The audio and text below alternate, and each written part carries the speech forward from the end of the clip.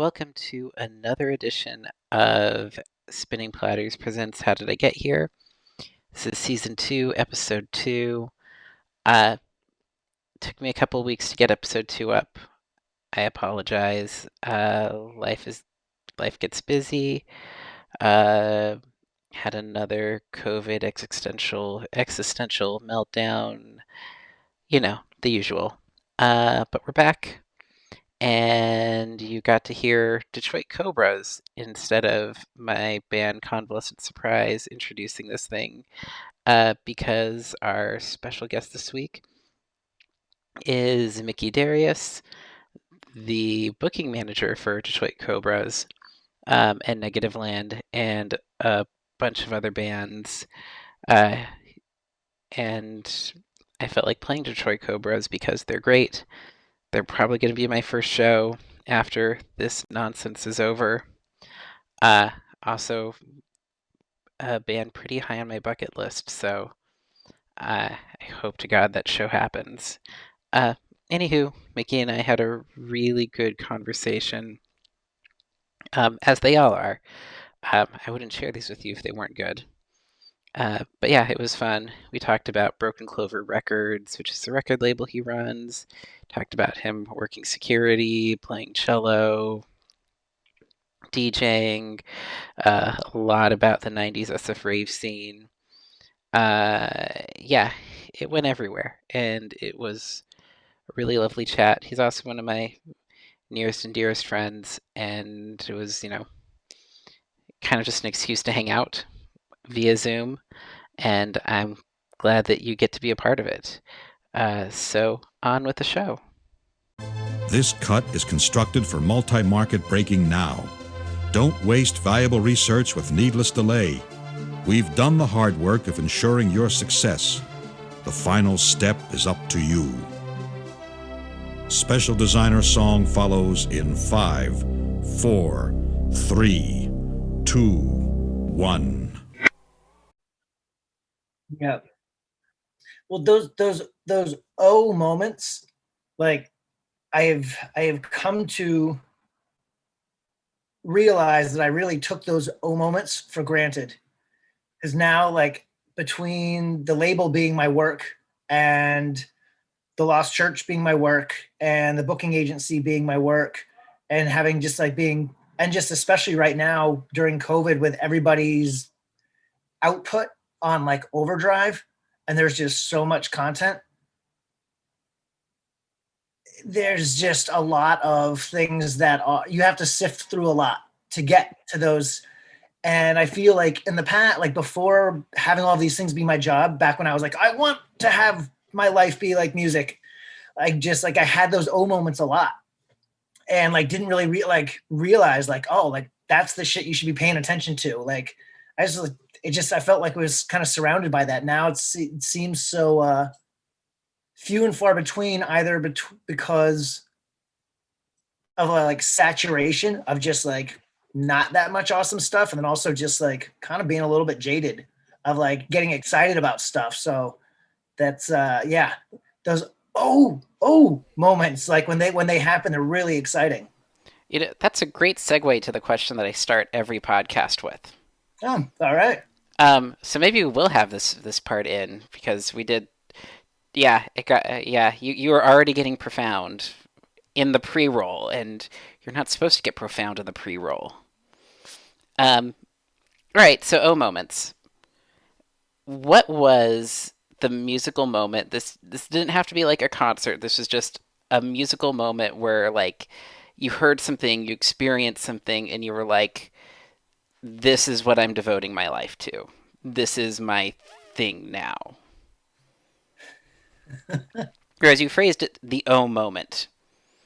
I can think of one very definitive moment. I'm not sure if it was like the one, but it was certainly so back in the 80s,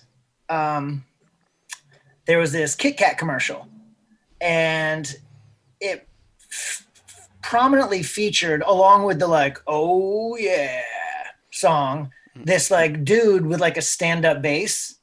And I saw that, and I was like, I want to do that. I want to be the like stand up bass guy in the Kit Kat commercial. Like that looks so cool. Like nothing looked cooler to me than this like, bump bump. Oh yeah, and this like really cheesed out dude playing stand up bass, and like I'm sure like not actually playing along to what was happening in the commercial. And I just thought it was just awesome. And so I and tried to then take stand up bass in school band, and they wouldn't let me. The closest I could get was cello, which really felt defeating, but I did it anyways. I But mean, anyhow, so that was kind of like my first foray into like, oh, I want to like really like do that, and then actually like making it happen. I had lots of moments of like, oh, I want to do that, and then quickly forgot about it or whatever. But that was like, oh, I want to do that, and then like actually went and kind of started doing it and learning music and all that. so so with when you learned to play cello, is probably before like Bonfire Madigan and Rasputina actually made the cello a cool instrument. This would have been like 80. Oh, let's see, like 85, 86, 87-ish area, So something like that. so you were learning how to play cello at the same time, probably Bonfire Madigan and the woman from Rasputina that I can't remember the name of were learning to play cello. You We bumped into each other at lessons. and you decided not to go into the like punk rock cello or goth rock cello We were movement. talking about it, and we were like, you know what? It just felt a little bit more empowering for them. Like, let them do it. It was like, oh, you know what? You guys should go ahead and run with that. Like, I'm gonna stay at like it can be your thing. Like, we don't need to muddy the waters. And like, I just, yeah. Plus, I was way more like Tonka toys and just like not paying attention to actual like music stuff. Yeah. Like, sorry, go ahead. No. So when did you actually like? So did you ever actually like play cello? Yeah, yeah, no. I started playing whatever, and like I think it was like fourth grade in our elementary school that we started having like in school like uh, kind of class for that. Um, so yeah, whatever fourth grade was is when I started playing cello, and then again that was short lived, because then in seventh grade I realized that you could sign up to play drums, Mm. and that's when everything just went to hell. Were your parents happy about that decision? Not terribly. Um, yeah, and it turned into a whole just it was a fountain of so much butting heads with my parents and I, just between uh, playing of drums and then just the music, a lot of the music that it led me into listening to, um, did not necessarily mesh with, what my parents were wanting me to hear. And then that turned into like, oh, I'm definitely going to start dressing and acting like, these people turned into then like role models, and really just where kind of like rock and roll kind of took, not even necessarily rock and roll, just music kind of took over. Like, ooh, I'm going to now start like listening to this all the time and emulating what I think these people are, and that. So no, my parents were not thrilled, Yeah. but drums were kind of what seemed to like forcibly kind of push me in that direction. Yeah, it's funny because a lot of DJs were drummers too, which does lead me into the like, when did you move from like being an instrumentalist to like learning how to spin records? So in high school is when I got interested in electronic music. Um, on Live 105, like on I think from like Friday through Sunday night, like on the late nights, Hmm. they would have like actual like techno DJs. I think it was like Rick Preston and someone else that like kind of transitioned from like radio kind of DJ into like these like that's kind of where I learned a lot about house and techno music, or at least what kind of triggered me to kind of start listening to other stuff. and then is senior year in high school, so like 93, 94, um, started going to raves, and ooh, I want to do that. And then left high school and went to college for a second, dropped out, was homeless for a little bit, and then friends of mine, we were like, we were in the city in San Francisco all the time, going to parties and whatnot. So we three of us, we found there was this warehouse. There was this kind of like fabled warehouse where like all of our like favorite, or not necessarily lived, but a lot of our DJs and like people within the scene kind of hung out. And like all of a sudden there was a vacancy, so we moved in and like, yeah, kind of. Let me see. I think one of us bought a pair of turntables, and we were all kind of chipping in for records just to kind of learn how to DJ. Um, no one had jobs. We all sold ecstasy over the week on the weekends to pay rent. Granted, rent for a massive warehouse back then at Seventh and Howard was also $1,200, and there was like Whoa. 14 people living there. Um, Sorry, that blows my mind. The rent number only 20 some odd years ago was so low. yeah, it was crazy. And I say 14 people living. I think that was like the most. Like at one point, like we had like, but with like people crashing there, or whatever. I think it was usually like 7 people actually like living there. Um, but yeah, right on Howard between 7th and 8th, 1144 Howard. Yeah, Uh, I wonder what's there right now. It's probably I go by from time to time, and there was like I think some sort of like textile or like fabric business there for a while. I'm not sure what's there now, but yeah, that was a very interesting time in my life. yeah. I'm trying to picture it because like when I when I would walk to bottom of the hill from Ticket Fly and Eventbrite both, and I Mm-hmm. would usually walk down Howard. You know where Yes. Brainwash Cafe was? So that little alley that Brainwash was, Mhm, if you went down the alley up to Howard, mhm. it was like pretty much right there. Okay. Oh man, I think I think I saw Michelle Branch there at a private event. Like I think this feels very familiar. Like I think I not. assume you mean Brainwash, not my house. Yeah, no. I think your old house.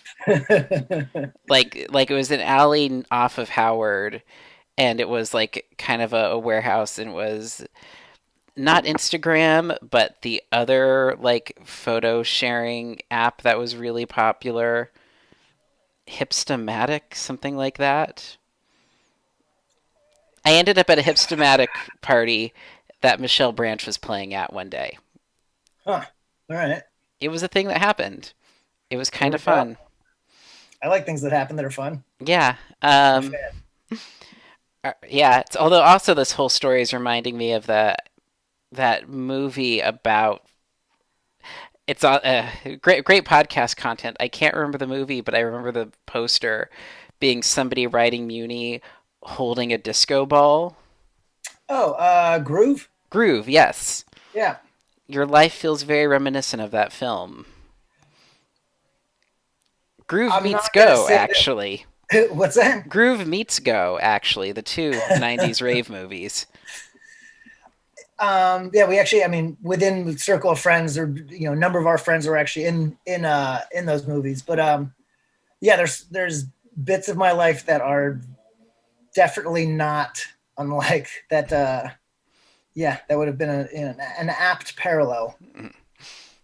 Yeah, the 90s independent raver comedy genre. Yeah, I mean, there was definitely San Francisco was one of the places, not even just in this country but in the world, that was kind of a mecca for that at that time. And it was,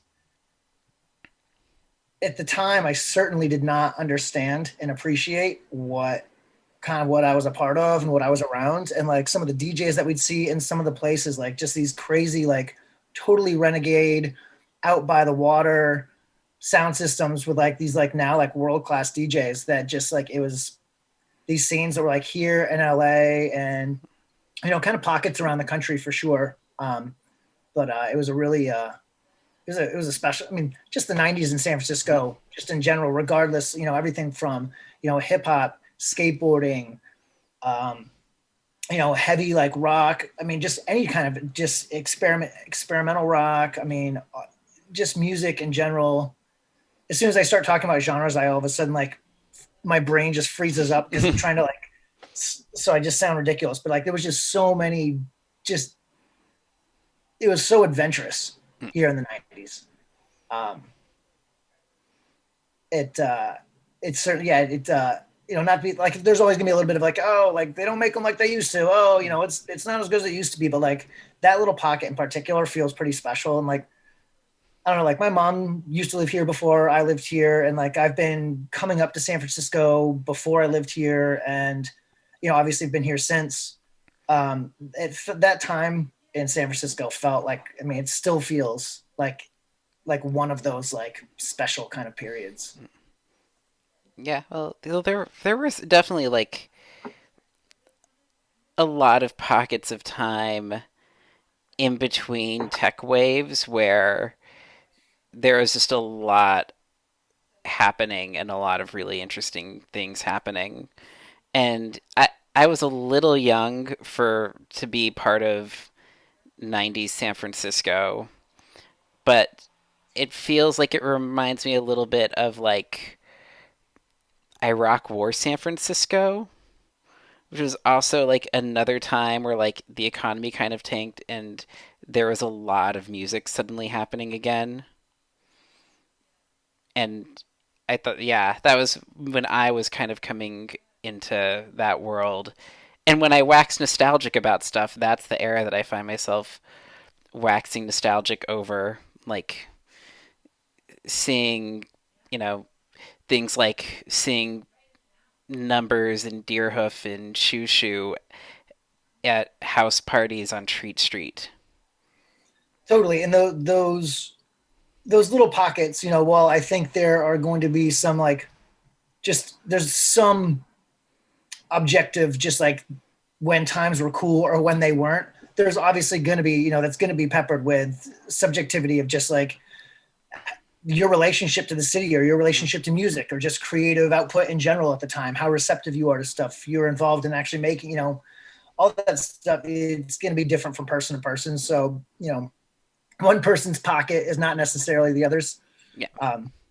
But yeah, certainly since, there, like you said, there's been a couple of these little kind of things that have sprung up where there's just been like, yeah, like little wells of just like, oh my God, there's like cool shit happening like left and right from writing to film to, to music. Like, it just like people, whatever, whether it's like kind of a pressure cooker, whether there's just been a bunch of like negative stuff happening and this is people's like response to it, or whether, who's to say, or, people are actually finding like some sort of calm and there's, what, or so, whatever the thing is, it's always interesting when there's those little kind of springs of creative output. You did mention selling ecstasy to for rent. I'm assuming you don't want to call that your first actual job in the music business, but it kind of is.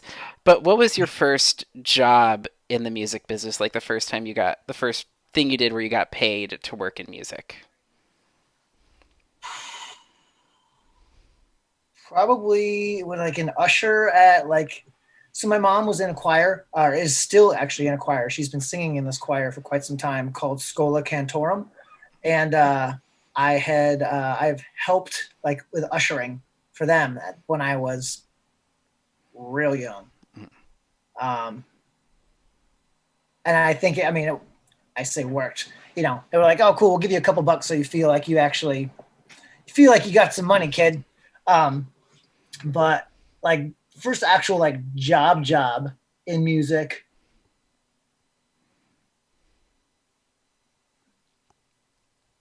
I mean, honestly, it was probably getting paid to make music, whether or either not sure whether it was DJing or, you know, $20 and some drink tickets for playing in a band. Mm. But I think probably that was the first time that I ever got like money for being involved in music, like as like not let me see, I'm trying to, yeah, like as a, officially like we did this thing. There was kind of contractually agreed upon exchange of money. Like this was a business transaction. Yeah. So okay, so you spent years actually just as a performer in some way. Eventually, you and I don't actually know your full time line. I mean, like I met you, just at Ticketfly doing customer support. Mhm. Uh, was your job at Ticketfly your first business end of music, or did you work in like any sort of like non-performance, uh, so, non-performance? My brain isn't working today. Non-performance way before then. Yes, I mean, I feel like kind of looking at music, making money within music as kind of like a trivial pursuit, empty pie. I feel like at this point I've done most of the pie pieces. And at that point, so like I had worked, so I came to Ticketfly from having worked at the Great American and Slims.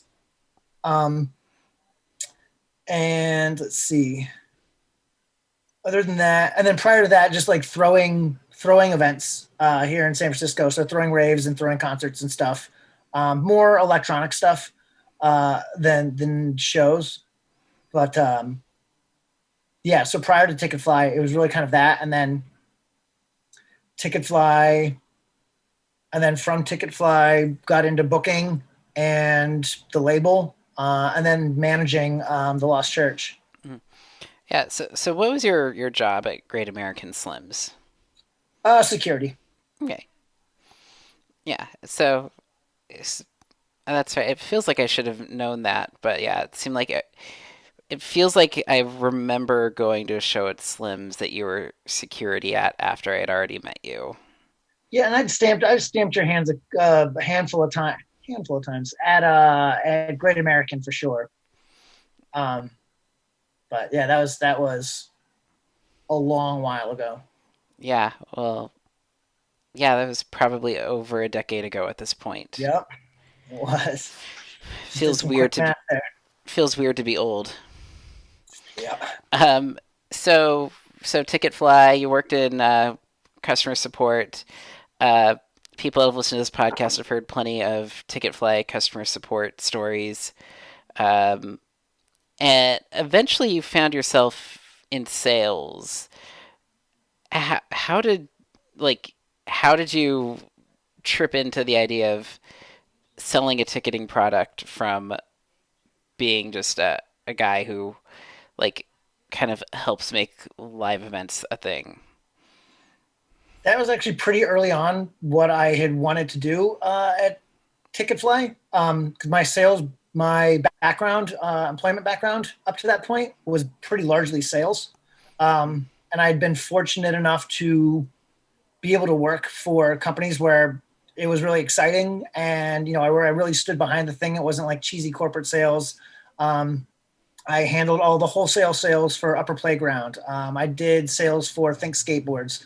So that kind of felt like an extension of that to really be doing sales, but transitioning this into like a music environment and working with club owners to, I mean, with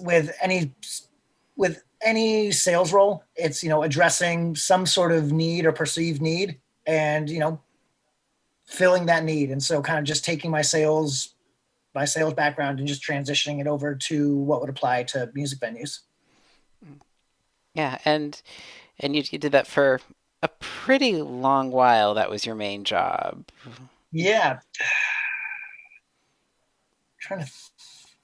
I mean, at least 5 years because I got the painting. So I think it was like just right around 6 years. So Yeah, it's right around. That's a and while. yeah, yeah, oh, that's right. Yeah, so to listeners who aren't aware of this, Ticketfly, when you hit 5 years, they gave you a velvet portrait of you. Um, and maybe someday I'll make it part of the podcast so people can see mine. Um, yeah, it's Where is yours now? it is hanging in our hallway. So in our hallway, just before you hit the kids' bedroom, Hmm. there is there are two paintings, one of me and one of Amy, my partner. And it's me eating a beignet, and only it's a velvet painting of me eating a beignet, with the phrase "D Hizzle" in graffiti letters above it. Thank you, Adam Beck, for doing that. Um, and then above that is my partner, and it's her like holding a peach, and it says "Georgia, you're a peach." And just another painting. So she actually says goodnight to like Donut Dada, and the other one's just Mama, not Peach Mama. I don't know why. Huh. I specifically get Donut Dada as my As in to specify, the other data that well, she does have croissant data, and I want to hang out with croissant data. oh no, I love he's a croissants. total dick. Not that I mean, one. I just want the croissants. Yeah, no, baguette data. He's really your one. All right. Yeah, and r- rosemary olive oil sourdough data. Hyper pretentious. Don't hang out with that one at all. This is Noted. getting All right. very, very silly. Great podcast content, me talking Going about. deep down the data hole. You're in deep data. Feels so wrong. That feels so wrong. Thank you. Yeah. Um, Data feels wrong. I don't want to be right. so at some point you moved on from Ticketfly, Yep. and I kind of feel like that's really when like you as an entrepreneur kind of happened. Um, Tell me about that time after leaving Ticketfly before you sort of figured out these two awesome things that you moved on to after that. Yeah. So it was definitely a big period of change with just kind of everything going on in my life with relationship, work, just personal health. So shortly after leaving Ticketfly, um, I quit drinking after a pretty long professional career. Um, was real good at it, and but until I wasn't.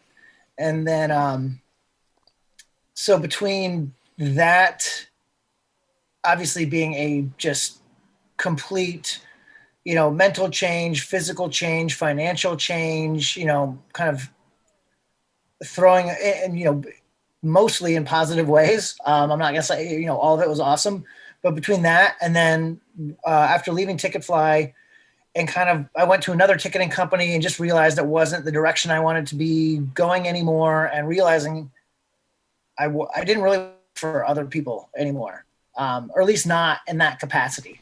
Um, that I had when I have a vision about the way something should go, that like it's for better and for worse. I get real like this is how it's got to go, and if I have any say in it, it's hard for me to kind of let go of that. So I was like, you know what, like it's kind of the time maybe to start your own thing.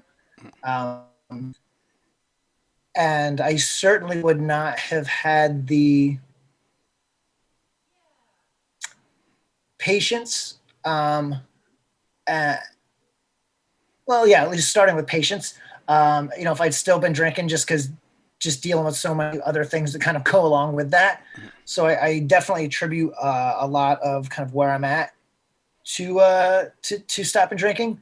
But it also just kind of hit a point in my life of, man, like, just a lot of those, and like, what's it all, what am I doing? Like kind of hitting this point of like, all right, like I'm now given this kind of moment to like stop and look around and like, what do I want those next steps to be? And like kind of hitting the point of, I want them to be fucking cool. Mm. And like working for, and working in ticketing, I certainly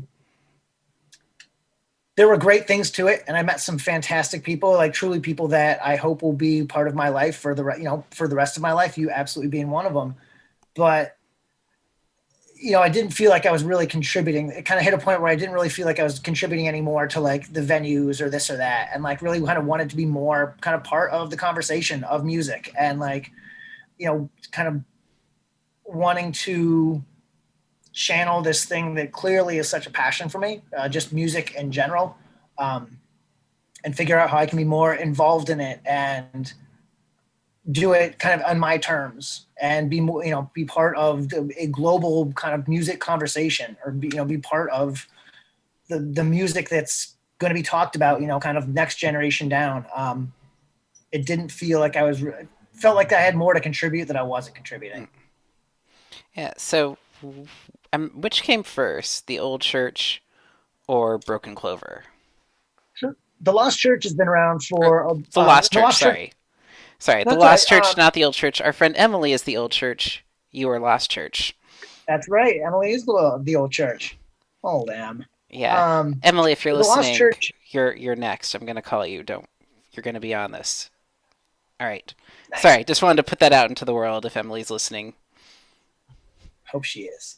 Um, yeah. So the Lost Church. That is actually. I just managed the San Francisco location. Mm. The Lost Church was actually founded by Brett Klein. We actually just hit our 10-year anniversary. And I've been part of the Lost Church. I mean, back even when I was at Ticketfly on kind of a consultation kind of level, just on helping them steer the business, kind of bringing them into ticketing, and then beyond that, how they can kind of run it a little bit more. I'm trying to think how there were areas that could just use a little bit more attention that my sales background and ticketing background were able to kind of address. Then when I left Ticketfly, ended up coming in a more permanent position, as far as that was pretty immediate. As far as I came on as director of operations, but then stopped doing that and just was focusing on managing the San Francisco venue. So yeah, I was doing that. And that, I mean, as much as I just said, didn't want to work for someone else, what was beautiful about that was it never, and still doesn't really have that feel like working. It feels like, very much like we're all working towards something together. It doesn't have that, working for the man, but it very much feels like working towards something bigger, and feels like, very much giving something back to the community, which is very much what I was looking for. So that came immediately. It wasn't like, it was basically like I didn't even stop because I'd already been doing it. It just my involvement just kind of grew after leaving Ticketfly, and then the label didn't actually start until I left Ticketfly in 2017, and the label didn't start until the first release technically was February 14th, 2019. Okay. The label, I think we got everything like up and running and started like kind of putting the word out in like late 2018. And kind of started getting working on the actual recording of the first record and whatnot. Yeah, so there was a bit of it wasn't like I quit Ticketfly and like jumped right into it. I kind of bounced around a little bit, tried a little bit of this. I actually worked for Punch Bowl Social for a minute and was doing their music curation for a while. Kind of tried just different things where I could get involved in music, but on my terms, or at least close enough to my terms where it felt, like I was engaging in a way that I wanted to. And it really took just kind of branching into something a little bit more on my own to get there. Yeah. So to jump back, there is something very unique about the Lost Church, at least in how it books in its general energy. And I had no idea it was a chain, but like as you coming in as We just got manager, two. hmm? Two, We yeah, just got two. I don't know if it's a chain, but two's a chain. Where is the other one? I'm curious. Santa Rosa. Santa Rosa. Okay, so it's a local, but We yeah. we'd been open. We'd been open for 1 month before we'd been legally open, like fully open calendar with like fully booked calendar for 1 month before the shutdown. After like 2 years of work to get it up and running, it's pretty Oh awesome. man, that well. Yeah, no, that just hurts. But yeah, it's everybody has that. That's yeah. Anybody that I talk to about the beginning of 2020 is always we're like, yeah, everything was so optimistic. Things were going to be so great. Every venue owner I know had a ridiculous calendar for last year that but such is life. But yeah, like as you kind of jumping in, how did you like how would you describe what the Lost Church is? We are, but we are a small, just very, quite literally a 65 capacity or 65 cap room in the mission. Performance space, not just music. We've had spoken word, we've had comedy, we've had dance events in there, but a little performance space in the mission. Um, we are basically saw kind of a gap. What we didn't just kind of come in to just do this because we thought it was something kind of fun and exciting. We felt that there was a something missing as far as this kind of, and it's a little bit kind of two tier. One, smaller rooms for bigger artists, but like there's just not these kind of smaller intimate rooms in the city anymore. We were seeing rooms get pushed out and due to all sorts of things, whether it's rents going up or just shifting kind of permitting allowances in very in neighborhoods or whatnot. Just fewer and fewer of these rooms. So to try and have something having something smaller, but that can still facilitate, because a lot of it's a little bit tricky here. Small room that can facilitate kind of high end, kind of pro artists. Then on the other end of the spectrum, also wanted to make sure that there is a good stepping stone, because there's really not, on the way up. You've got like open mics, and then like in the city, 100 cap room or 125 cap rooms. There's not really kind of something in the middle. So wanting to have something that's that kind of first kind of stepping stone up as well. Again, kind of being a resource to the community of something that trying to facilitate whatever the creative output that the community is doing, be have a stage that's available for them. Yeah. So I was thinking about like if I suddenly came into an obscene amount of money before the pandemic is over, what kind of space I would want to use that money to create. And I recently watched there's a documentary on the Comedy Store, Mm-hmm.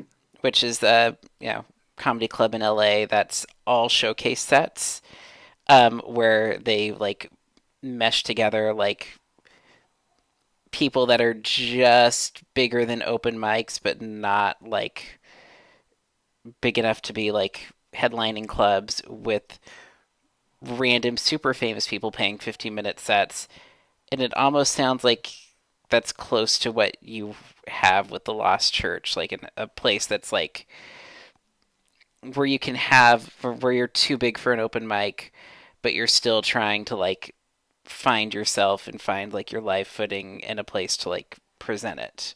Is that It's kind of very, it's very much looking at wanting to be a place that can hit the entire ecosystem. So everything from that kind of on one end of the spectrum to exactly like your comedy store analogy, kind of hits it on the head. But instead of it, them overlapping, on the same nights, but just making sure that both of those populations and everything in between, the Lost Church is a home for that.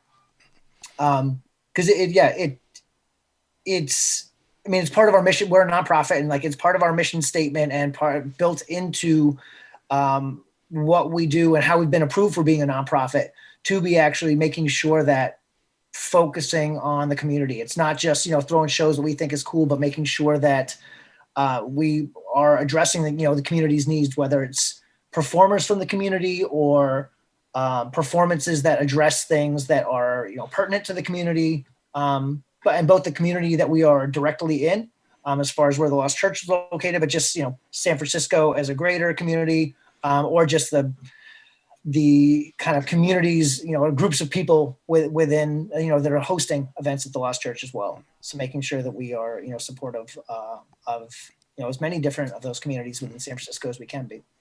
Yeah. So if you're going to single out one magic night at the Lost Church that you go like, yeah, this was my like pinnacle night here. Would you be willing to say that, and would it hurt anybody if you said that? If you, because I'm assuming there's probably 100 of those nights, and you'd feel bad singling out one. I can pick one. It's a recurring event because I mean there have been countless kind of one-off shows there that I really couldn't kind of pick one, but there is a recurring event, and it comes to mind. I mean, there's a handful of recurring events there as well, but there's this one called "You're Going to Die" that has been on my mind heavily as of late. It's an event. It's a monthly open mic, and the general thread is mortality, but it's not. And people come up and will tell a story or sing a song, or it's an open mic. Do whatever they want. But it doesn't have to, it can be funny, it can be sad, it can be, a letter to a love, anything they want, as long as it's, kind of loosely around the subject of mortality. And it just has been really heavy on my mind as of late, because they've then developed this. I mean, there's a huge following for this night, and they've broken off and have other things that they do, but it's run by this guy named Ned Buskirk. And it was when I first started coming to when I first started working some of his shows, it just was so just incredibly powerful, and I was not prepared for it. And almost every time it would catch me off guard, and like, I get sometimes a little teary, sometimes a lot teary. Sometimes I would actually, even if I was working the show, sign up and actually, talk or something. There's something about those nights that, with everything going on now, and still seeing the online community that's kind of followed and like stayed very much engaged and connected with each other. Just, thinking back to those shows in person, it just, has been, it's just been kind of on my mind a lot heavily lately.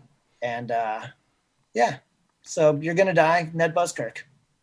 Yeah, I really like. Not only do I want to attend one of those when this is over, I've already started writing my monologue that I will write and then sign up to be in the open mic for. Yeah, it's it really they are they're interesting events. And for me, I got a lot out of them, and it's powerful seeing a room full of folks being open and vulnerable with each other, and sharing stuff that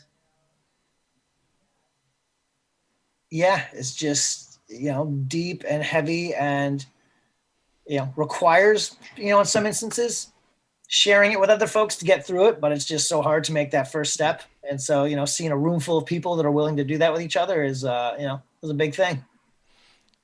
That's lovely. All right, so to to your other job, because nobody that works in the music business has only one job. Just the way it is. Yeah. All right, so Broken Clover. Uh, how did that first release come to be? How did like what inspired you to make the crazy thing of starting your own record label happen? So actually, it's kind of tied in to quitting drinking, as far as I would, with part of my whole drinking scenario, I had to go through these like counseling classes, dealing with a DUI that I'd gotten like 10 years prior, or like 10, anyways, a lot, like over a decade ago or a decade prior, having to do some kind of like back end stuff dealing with that, and having to go through these this like counseling thing. And I ended up becoming friends with my counselor guy. We would always end up like talking about music. He'd actually worked with Gary Young from Pavement, and like had done like recorded a project with him. And we would just we ended up becoming like friends to where we spoke once I was done with this counseling thing and stayed in contact. And at one point, he mentioned to me that he basically had like had some savings and would be interested in starting a label or doing some sort of music project. So I started kind of forming an idea of like what I would think a label would look like or this or that. And I actually came up with something completely different that I was going to do. And I kind of ran it by him, and there was just a little bit of like not seeing eye to eye. And that was just one more step of like, yep, I need to not work with other people. Cause like, I know what I want to do, and like what I'm all for compromise and meeting in the middle. If like in certain situations, but like what I'm envisioning, like that's what I'm envisioning. This is like what the thing is, not this other, in my mind, watered down version of it. So that's what got my brain starting to think about the label. When that one didn't work out, I kind of put it to bed for a little bit and was just doing other things, working on my own music, whatever. And then kind of hit. Oh, it was really, I guess, what like it all kind of like was like around the same time of like when I met Zachary Blizzard. It was also when I was like kind of starting to think about like, oh, let's maybe revisit the label idea. And yeah, I met Zachary Blizzard, and he was in a project called Girlface at the time. And I talked with him and was managing isn't even the right word, talking with them about, trying to help guide or offer advice where I had it for them, just as far as getting shows and whatnot. And Zach was also working on solo stuff at the time, which I just really gravitated towards. And that really, between that and me already personally revisiting the idea of doing a label, kind of just was a perfect storm of like, oh, you know what, this is actually the right time, because like let's make this Zachary Blizzard record happen.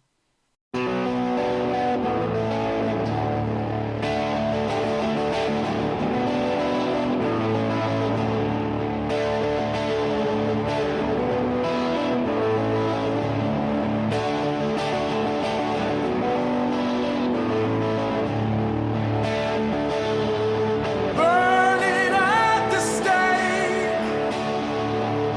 from fires we both made. I offered my hand, now I must walk away.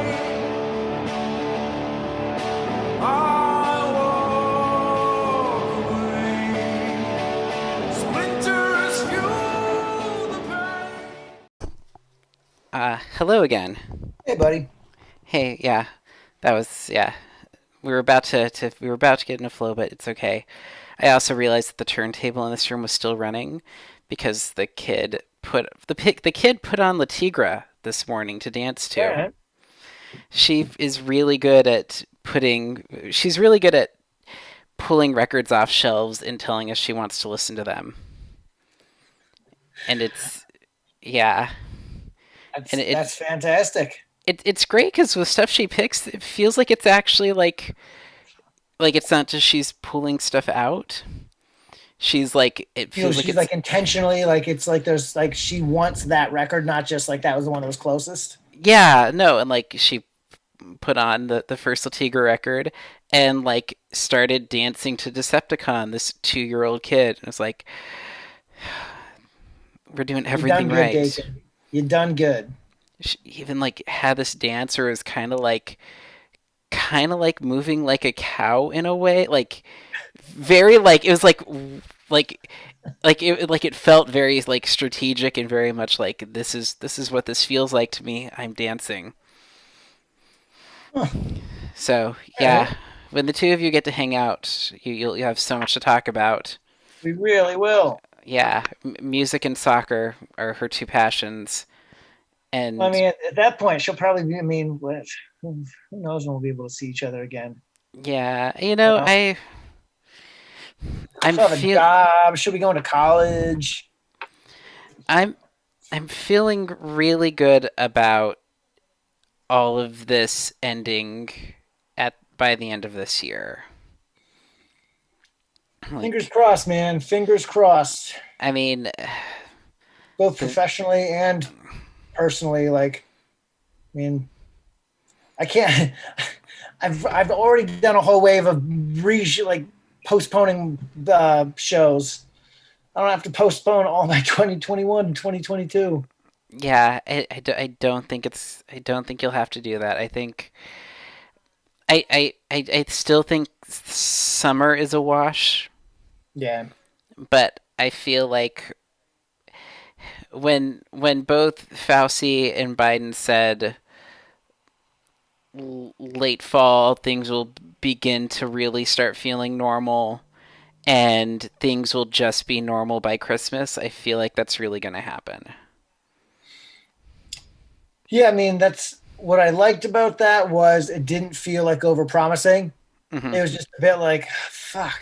Like I had kind of been optimistically hoping for like just a hair earlier, but like that was the first time I kind of heard people, at least presidentially, being like, nope, like we're gonna commit to something, but it's further than like we had all kind of been hoping for. Yeah. Well, I think we're, yeah, Biden has been very much under promise over deliver because the last 4 years have been kind of the opposite.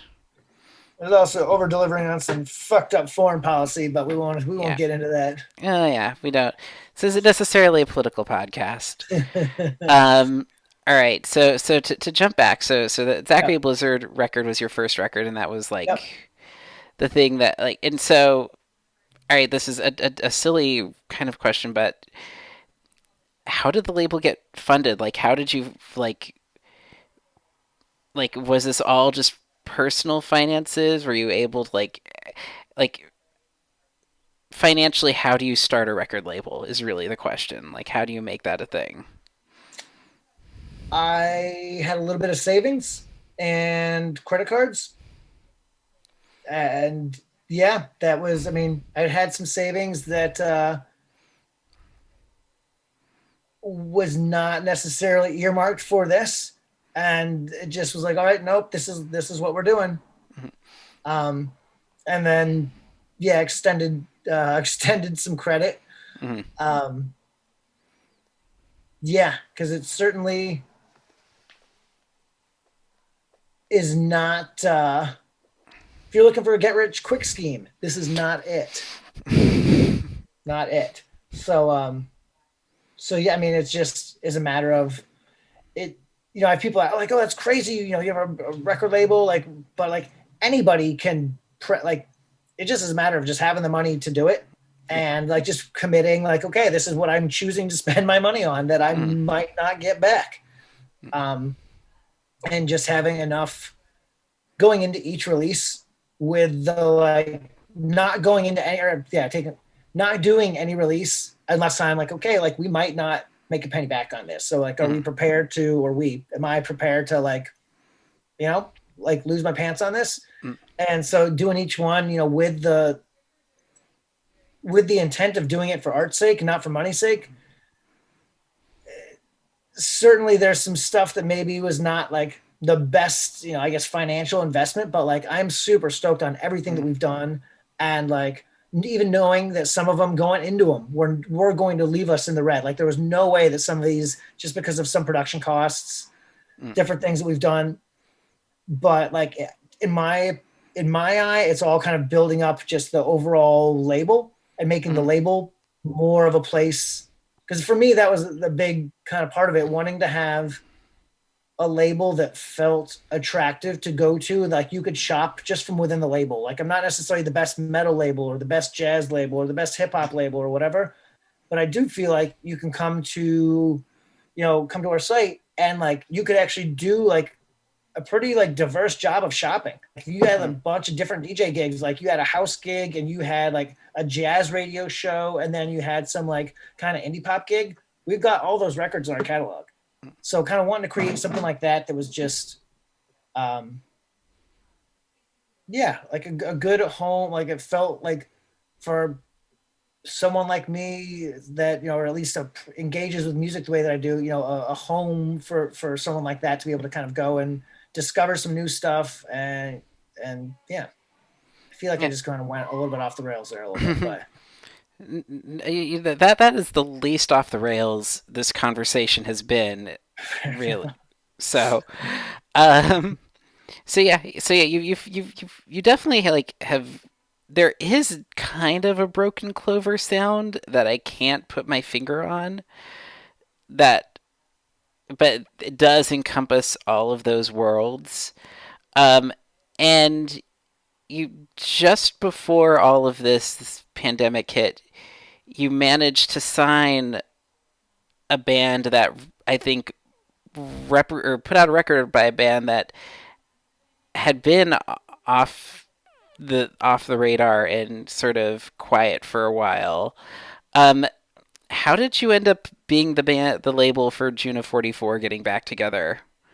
Like, so before I started the label, I was working as a booking agent at Leafy Green, and I was the booking agent for Juno 44.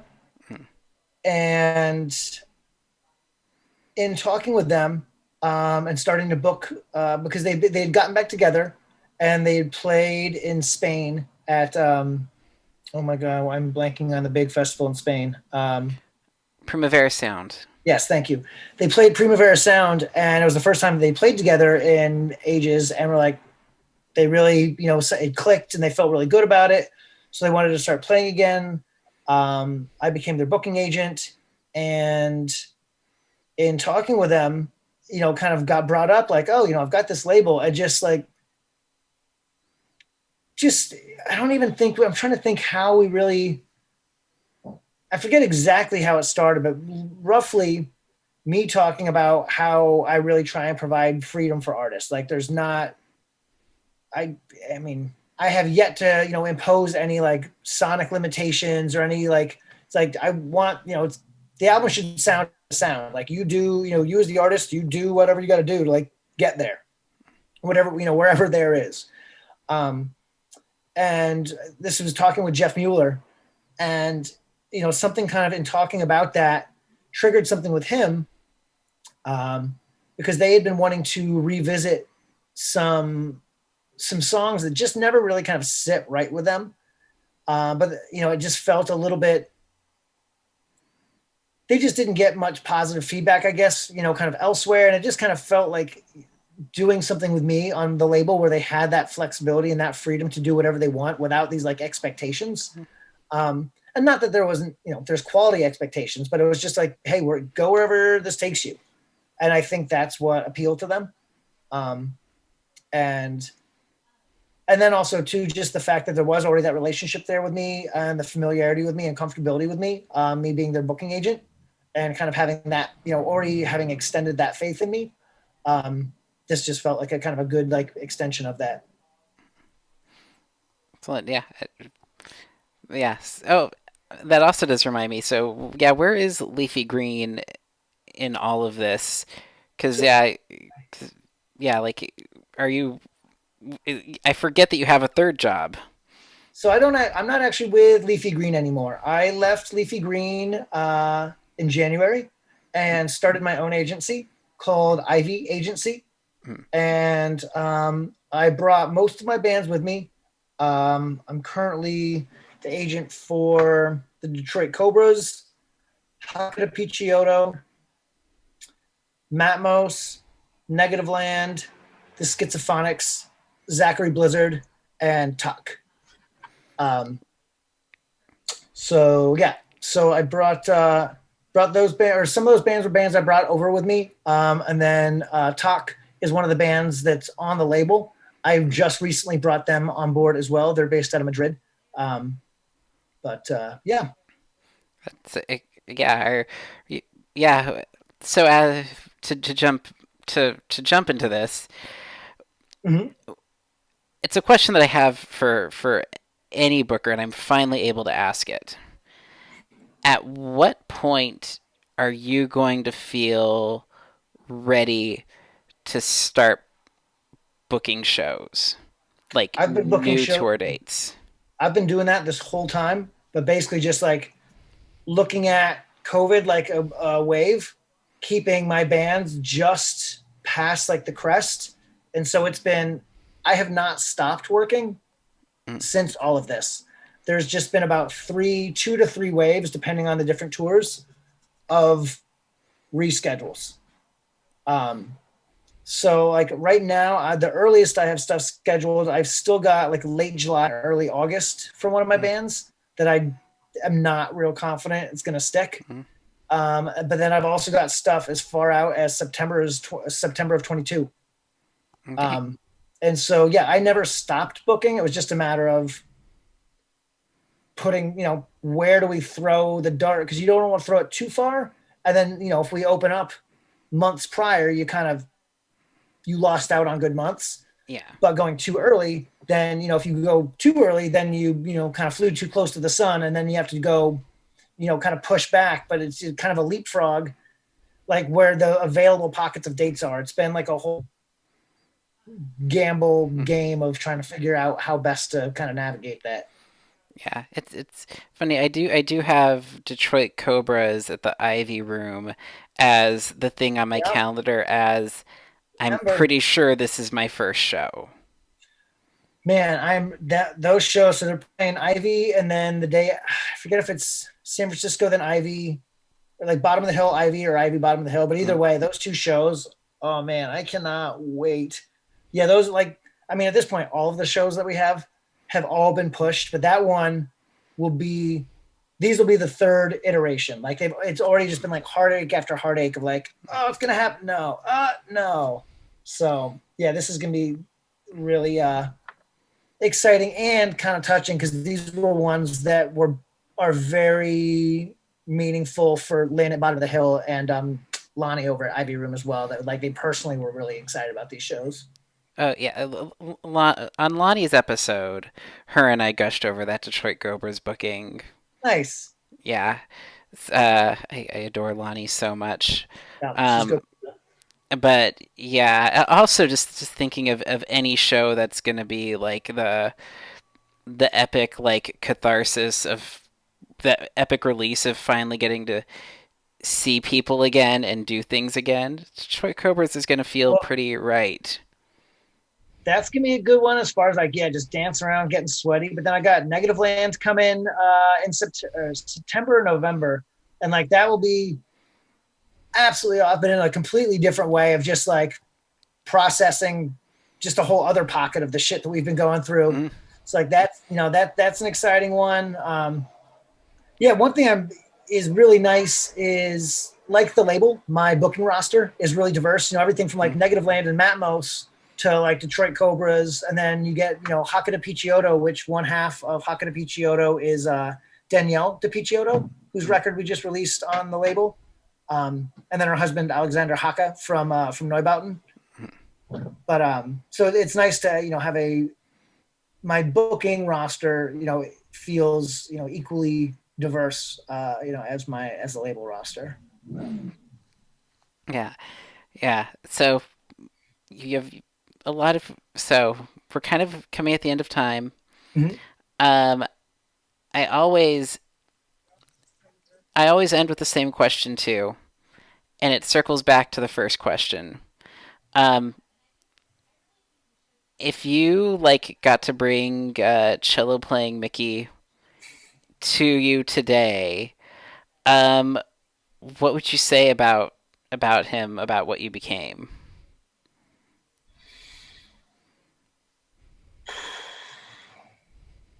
Man, I feel like this question, like part of me wants to get all like hallmarky and like, kid, just stick to your guns and Mm. whatever. But like, I don't know what I mean, granted, like young me wouldn't listen to old me anyways. Be like, fuck off, old man, get stuffed. Um, but I don't know what I would tell myself. I mean, Wait. actually, Fourth grade, you would say get stuffed. it wouldn't be super out of the. Yeah, well, I mean, I don't know, maybe fifth or sixth grade, but Yeah, but I don't. I mean, the one thing actually, I wish I had known.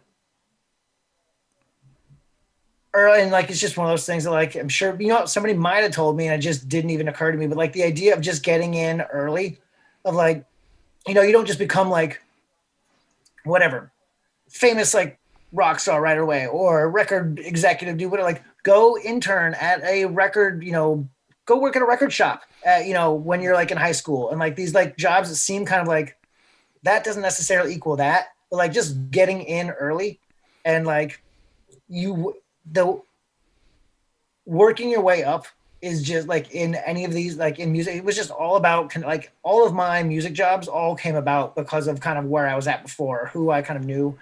So, and same thing with, or like working in venues or bars or anything like that. Like, start out on that bottom rung because like moving up happens pretty quickly, or like you just meet, if you're not a complete prick, you meet other people, and other people like to work with people that aren't complete pricks. And like, they just want to, they like that energy around. And so like the idea of, because when I was younger, I felt like, oh, I should do a little bit of everything, figure out like what I want to do. And granted, I mean, there's something to that, but like, it felt almost like, pretty parallel with my relationship ideals of like keeping everybody at arm's length.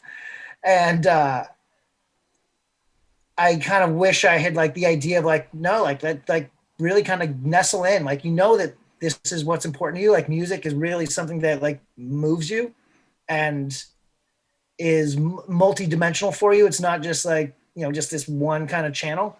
Yeah, I wish I'd kind of gotten in and really realized what I had to offer, what it had to offer back to me earlier, and just really kind of committed earlier. But yeah, I guess that's about it. That's lovely. Okay, plug time. If you have you've already plugged Detroit, or I plugged Detroit Cobra's September tour, which everyone get vaccinated. We can make that show happen. Seriously, get vaccinated anyways. Just pretend there's something really important you want to do, like just going outside and being around people, not wearing masks. Get Yeah, vaccinated. like hugging somebody. Yeah. But and then negative. I didn't know about this Negative Land show. Where Negative Land? That is going to be a gray area. Oh, nice. Yeah, and that is, I believe, November. I'm just trying to pull up the calendar real quick because I can actually. There's a handful, and Schizophonics are going to be coming into town. Have you ever caught them? I don't think I have. I keep getting them mixed up with some other band. So no, I don't. I've not seen Schizophonics. Yeah, Negative Land. Oh man, Negative Land and Detroit Cobras are actually playing in San Francisco on the same night, September 17th. Well, that's why there's the Ivy Room show for Detroit Cobras. That's right. And so then, that Ivy Room show is the 18th. So there you go. Yeah, yeah, man. I haven't been to a show at Gray Area yet, despite like installing their ticket fly equipment whenever that happened and training their box office staff. I've never actually like been there when music was playing. So Well, let me, as it gets closer, give me a show and we'll get you on the list. excellent. Then I have to say, hey Amy, I'm going to shows 2 nights in a row, but um, that'll be okay. Listeners, Yeah. Mickey won't put you on the list. Don't ask him. This is just for me. All right. Broken Clover. Anything to shout out that's coming out in the coming weeks or months or Yes. years? Yep, absolutely. So this band Talk from Madrid, they are next. It's going to be number 13 in the catalog. That should be coming out. We're basically just waiting for it to ship. So that should be showing up soon. And that, man, I am so excited about this record. It's kind of like what keeps coming to mind is like a mix of like The Birthday Party and Jesus Lizard. Mm. It just so good. I can't wait.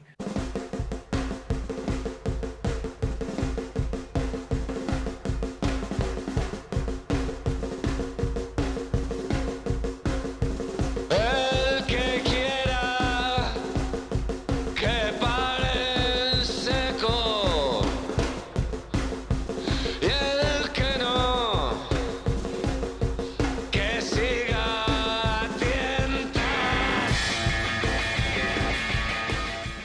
And then after that is a dude that I've known for a really long time, producer who goes by Trip Show. He's based out of Hawaii.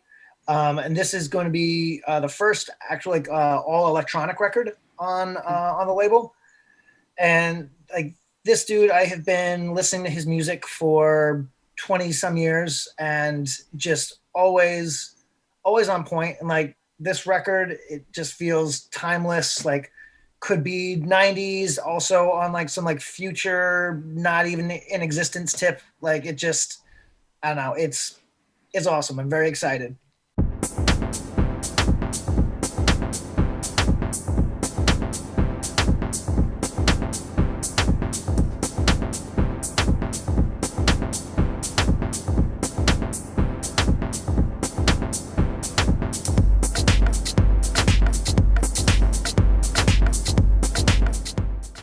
Um, and then in September, we actually have from Oakland, the Secret MC Society.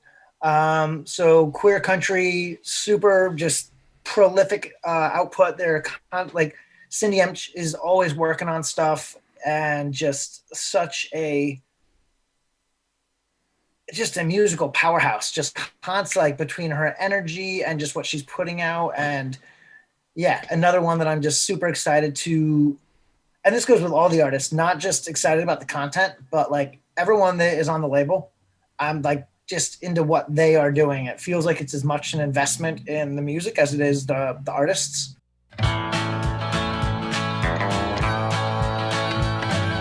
See, tagged to Oakland with that airport wine. Fran is in the fire, but she's texting that she's fine. We're all getting out, but there's nowhere to go. We're running out of water, our reserves are getting low. But the lonely hits your stomach like it's cheap rocket wine. Making angels in the puddles as if everything was fine. And it yeah, I'm excited about everything that's coming up. That's awesome. Well, Mickey, thank you for talking with me, and it's always lovely to see your face in general. Oh, And and I have every intention of us hugging in September. Um, and I feel like that's gonna happen. I feel like all of this was is finally going to come to an end. Although I am realizing Negative Land, you probably could actually do like outside, socially distanced, with no microphones, the way San Francisco does shows at this point. I mean, yeah, I mean, at that point, I mean, the tour itself is, I mean, the rest, I am confident that we will be up and running by then. I mean, and if not, that we will know fairly. I think we're going to know in the next, month or two whether or not we are equipped to handle the variants and whether really we are going to be kind of on this like thing smoothing out, or if we're like, oh crap, we rolled this out too late, and now because of everybody's poor behavior, we've got another spike coming. I think we'll find that out in the next month or so. So Yeah, hoping that everything is on the up and up. Yeah, it seems like September, like late summer is when like local shows will start kind of happening, and that like fall, like September really will be the first time that like tours can kind of dip their toe in the water. So we'll see. and uh, be sure. Thanks again, Mickey, for coming along and chatting with me for a while. Uh, yeah, don't forget to get vaccinated when your proper time comes up to get vaccinated. Because I can't wait to hug you and see you and go to shows with you. Until then, have a good whatever period of time it is until I get another one of these out there.